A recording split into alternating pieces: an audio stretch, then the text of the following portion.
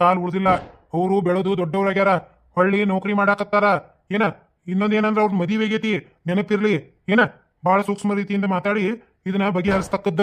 ಹೌದ್ ಲಕ್ಷ್ಮವ್ವ, ಗೌಡಪ್ಪನದು ಕರೆಕ್ಟ್ ಐತಿ. ಏನ ನೀನು ಎತ್ತಬೇಕತ್ ಒದರಾಡ್ಬೇಡ. ಅವನು ಕುಂದ್ರಿಸಿ ಮೊದ್ಲ ಅವನ ಬಾಯಿಲೆ ಏನು ಬರ್ತತಿ ಕೇಳಣಂತ. ಅಲ್ಲ ಮದುವೆ ಮಾಡ್ಕೊಳಕು ಒಲ್ಲೆ ಒಲ್ಲೆ ಅಂದ. ಹಾ ನಿನ್ ಸಂಬಂಧ ಯಪ್ಪ ಹುಡುಗಿನ ತೊಟ್ಟಲ್ದಾಗ ಮದುವೆ ಮಾಡ್ಯಪ್ಪ. ಇದ್ರ ಹಿಂದೆ ದೊಡ್ಡದೊಂದು ಕಥೆ ಐತಿ ನೋಡ. ಹುಡುಗಿ ಇಲ್ಲಿ ಮಟಾನು ತೊಟ್ಟಲ್ದಾಗ ಮದುವೆ ಆಗೈತೆ ಅಂದ್ ಮತ್ತೆ ಯಾರು ನೋಡಾಕ್ ಬಂದ್ರು ಒಲ್ಲೆ ಮತ್ ನನ್ನ ಮದುವೆ ಆಗೈತೆ ಅಂತ ಹೇಳಿ ನಿನ್ನ ಮೇಲೆ ಹೆಸರಿಟ್ರ ಅಂದ್ ಈ ದಿನಾನು ಕಾದೈತೆ ಹುಡುಗಿ. ಆ ಹುಡುಗಿಗೆ ಅನ್ಯಾಯ ಮಾಡ್ಬೇಡಪ್ಪ ಅಂದು ಕಾಲ್ ಬಿದ್ದು ಬೇಡ್ಕೊಂಡಿಂದ ಹ್ಞೂ ಅಂದ. ಹಾ ಮತ್ತ ಆ ಪ್ರಕಾರ ಮದುವೆ ಮಾಡೇವಿ. ಈ ಹುಡುಗ ಯಾಕೆ ಹೊಂದ್ಕೋವಲ್ದು ಮತ್ತು ಹೊರಗೆ ಅಡ್ಡಾಡಿನ ಅಂತಾನ ಬೇವ. ಅಲ್ಲೇ ಲಕ್ಷ್ಮವ್ವ, ಯಾಕ ಪ್ರೇಮವ್ವ ಹೊಟ್ಟೆಬ್ಯಾನ್ ಹಿಡ್ಕೊಂಡೈತಿ ಹುಡುಗಿ, ಒಳಗ ನುಂಕೊಂತತಿ.